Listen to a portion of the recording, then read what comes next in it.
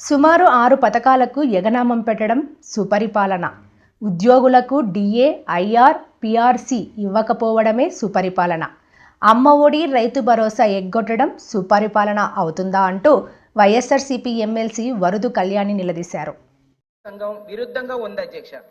అసలు ఈ రాష్ట్ర ప్రభుత్వం రాసిచ్చిన ప్రసంగంలో పూర్తిగా అవాస్తవాలు, అసత్యాలు ఉన్నాయి అధ్యక్ష. బహుశా గవర్నర్ గారు కూడా ఆ ప్రసంగం చూసి ఇలాంటి అవాస్తవాలు చదవాల్సి వస్తుందని మనసులో బాధపడి ఉంటారని అనుకుంటున్నాను అధ్యక్ష. ప్రతిరోజు అధికార పార్టీకి చెందిన నాయకులు బయట ఎలాంటి అవాస్తవాలు మాట్లాడతారో అవే ఆ ప్రసంగంలో రాసివ్వడం జరిగింది అధ్యక్ష. అలాగే గవర్నర్ గారి ప్రసంగంలో కూడా అధికార పార్టీ తమ రాజకీయ ప్రసంగంగా మార్చుకోవడం నిజంగా చాలా దురదృష్టకరం అధ్యక్ష.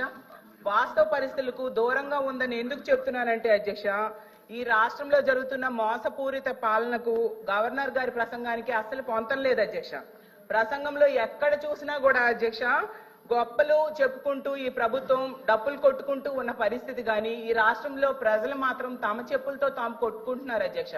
కూటమికి ఓటేసినందుకైతే అసలు ప్రజలు ఆ ఓటేసిన చేతులతో బూట్తో కొట్టుకుంటూ ఉండే పరిస్థితి అధ్యక్ష. 9 నెలల పాలన ఎలా ఉందంటే అప్పులు తెప్పలు అని చెప్పొచ్చు అధ్యక్ష. ఎందుకంటే ఈ రాష్ట్రానికి అప్పులు వచ్చాయి, ప్రజలేమో తెప్పలు పడుతూ ఉండే పరిస్థితి 9 నెలల్లో ఉంది అధ్యక్ష. అలాగే తీసుకుంటే రైతులు, విద్యార్థులు, మహిళలు, అన్ని వర్గాల వాళ్ళ జీవితాలు కూడా తలక్రిందులు అయిపోయాయి అధ్యక్ష. ఈ 9 నెలల పాలనలో తలక్రిందులు అయిపోయాయి అధ్యక్ష.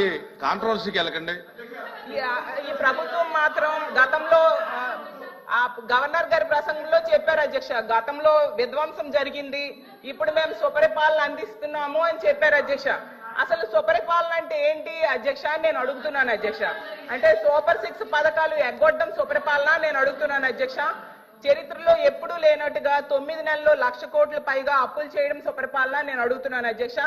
రోజుకి 50 మంది మహిళలపై అఘాయిత్యాలు, నేరాలు జరగడం సుపరిపాలన నేను అడుగుతున్నాను అధ్యక్ష. అలాగే బెల్ షాప్స్ ద్వారా మద్యం ఏరులై పారడం సుపరిపాలన నేను అడుగుతున్నాను అధ్యక్ష.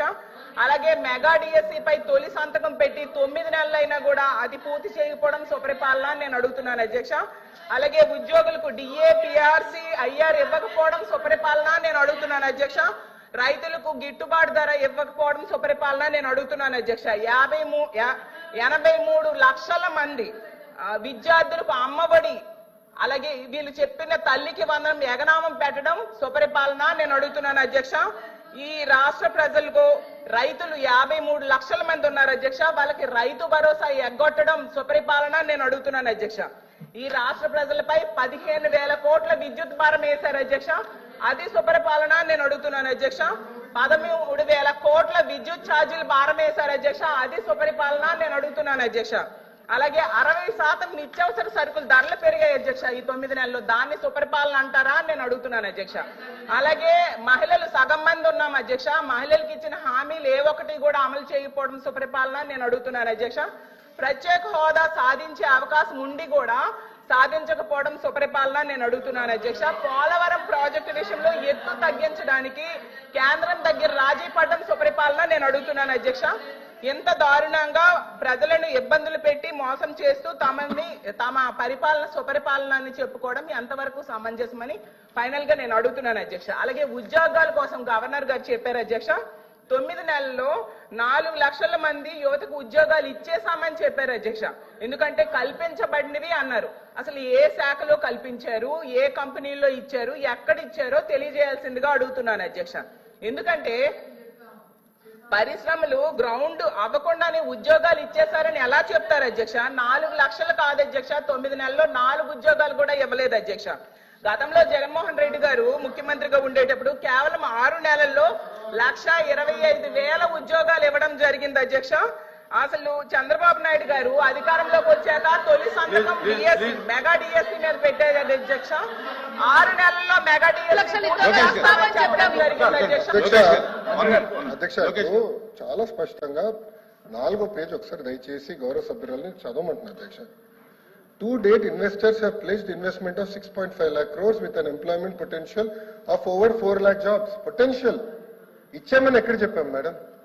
మేము ఇచ్చామని చెప్పలేదు మేడం, ఇక్కడ పొటెన్షియల్ అని చెప్తున్నారు. ఎందుకు మేము తప్పు చెప్తున్నారు అధ్యక్ష? చూపించాను అధ్యక్ష, ఇది కరెక్ట్ కాదు అధ్యక్ష. ఎట్లా ఉందా? తెలుగులో అలా ఉందా? తీయండి, తెలుగు కూడా తీయండి. తెలుగు కూడా వచ్చమ్మా, తెలుగు తీయండి, పుస్తకం తీయండి, నో ప్రాబ్లం. కానీ సత్యదూరం మాటలు చెప్పకూడదమ్మా, మళ్ళీ సత్యదూరం మాటలు చెప్పకూడదమ్మా. అంటే అనిత గారు చెప్పండి. చెప్పండి. ప్రింటింగ్ మిస్టేక్ పడిందా ఏంటి చెప్పండి. లేదు, 2 లక్షల ఉద్యోగాలు కల్పించాలని లక్ష్యంగా పెట్టుకున్నాం. ఉద్యోగాలు కల్పించాలని లక్ష్యంగా పెట్టుకున్నాం. చూడమండి అధ్యక్ష, ఎక్కడైనా ఏ పేజీ? ఏ పేజీ? మరియు 4 లక్షల మందికి ఉపాధి అవకాశాలు కల్పించబడినది స్పష్టంగా రాసుంది అధ్యక్ష. నేను అదే చెప్పాను అధ్యక్ష. అధ్యక్ష నేను కంటిన్యూ చేస్తాను అధ్యక్ష. అలాగే చంద్రబాబు నాయుడు అధ్యక్ష గారు మళ్ళీ చెప్తున్నాను, ప్రభుత్వం చాలా స్పష్టంగా చెప్పనండి. నేను చదువుతున్నాను మేడం, ఇది గవర్నర్ ప్రసంగమే మేడం, పేజ్ నంబర్ 4. గురుగారు దళితులపైన ఎవరు దాడి చేశారు?